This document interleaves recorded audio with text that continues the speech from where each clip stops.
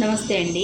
ఈరోజు అయితే నేను కమ్మనైన బీరకాయ టమాటా పచ్చడి అండి. చాలా టేస్టీగా ఉంటుంది. చూడండి, పచ్చిమిరపకాయలు అండి, కొద్ది కరివేపాకు, చింతపండు, జీలకర్ర. చాలా సింపుల్గా అయిపోతుంది, చాలా టేస్టీగా ఉంటుంది. ఒకసారి మీరు ట్రై చేయండి. దీన్ని ఎలా తయారు చేయాలో చూద్దాం.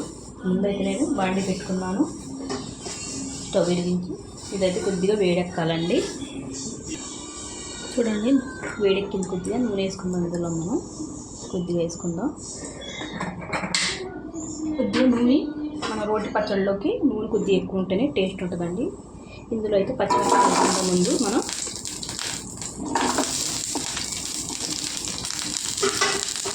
పచ్చిమిరపకాయలు బాగా వేగాలండి.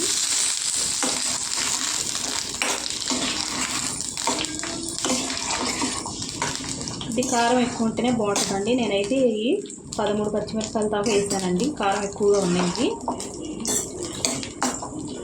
మనకి రోటి పచ్చడి ఏదైనా సరే కారంగా ఉంటేనే టేస్ట్ అండి.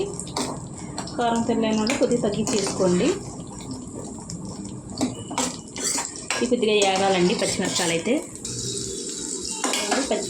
కొద్దిగా వేగాయి కదండి.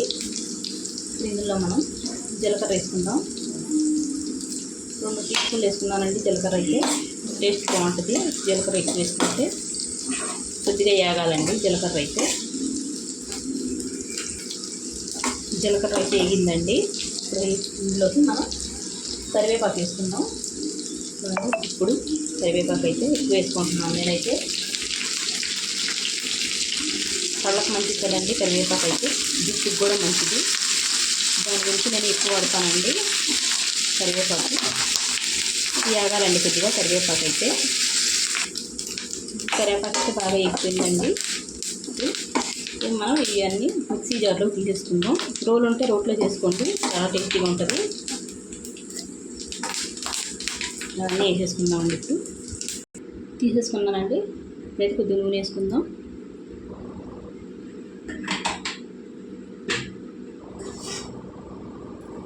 అయితే మనం బీరకాయ ముక్కలు వేసుకుందామండి. ఇందులోకి కొద్దిగా వేగాలండి. ఆ బీరకాయలో నీళ్ళన్నీ ఇంకిపోవాలి. ఇందులో ఏమన్నా టమాటా ముక్కలు కూడా వేసేసుకుందామండి. రెండు ఒకేసారి మగ్గిపోతాయి నూనెలోకి. నూనె అయితే కొద్దిగా వాడండి. కొద్దిగా ఎక్కువ వేసుకుంటేనే చట్నీలు బాగుంటాయండి. రోటి పచ్చడి అయితే బాగా కలిపేసుకొని రెండు కలిసేలాగా మూత పెట్టుకొని మగ్గించుకుందామండి. చూడండి, నీళ్ళు ఎలా ఊరాయి. ఇన్ని ఇంకిపోయే వరకు మనం వండుకోవాలండి. చూడండి, మెత్తబడతాయి ఎప్పటికీ టమాటాలు అయితే. ఒకసారి ఇలా బాగా కలిపేసుకొని మధ్యలో కలుపుకుంటూ ఉండాలండి. కలుపుకుంటూ ఉంటే అన్నీ సమానంగా ఉడుకుతాయి. టమాటాలు కూడా కొద్దిగా లావుగా ఉన్నాయి చూడండి. తొందరగా మగ్గట్లేదు ఇవి అయితే. బాగా కలిపేసుకొని మూత పెట్టుకొని మగ్గించుకుందాం టమాటాలు.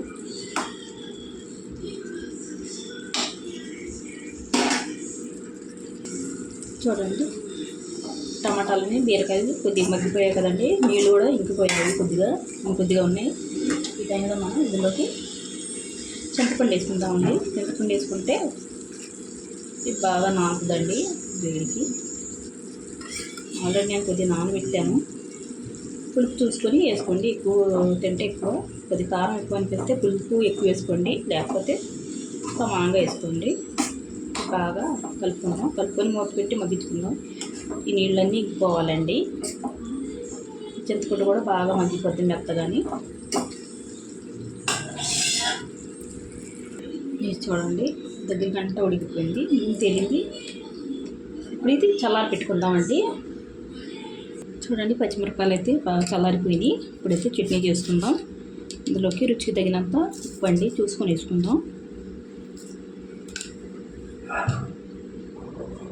చూడండి, ఎల్లుల్లిపాయలు అండి, చిన్నపాయ అండి. ఎల్లుల్లిపాయలు తింటే మంచిది కదండి హెల్త్కి. ఇది ఎక్కువ వేసుకుందాం. ఇది చల్లారిపోయినాయండి టమాటాలన్నీ, బీరకాయ ఇది కూడా వేసేసుకుందాం.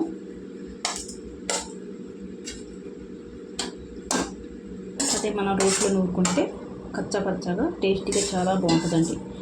మిక్సీ కదండి, కొద్దిగా మెత్తగా ఉద్ది చట్నీ అయినా సరే టేస్ట్ మాత్రం చాలా బాగుంటుంది. ఇక్కడ కొద్దిగా మనం నూనె వేసుకోవాలండి. నూనె లేకపోతే మనకు రోటి పచ్చళ్ళు టేస్ట్ ఉండవు. ఒకసారి వేసి చూడండి, కొద్దిగా మరీ ఎక్కువ కాదు,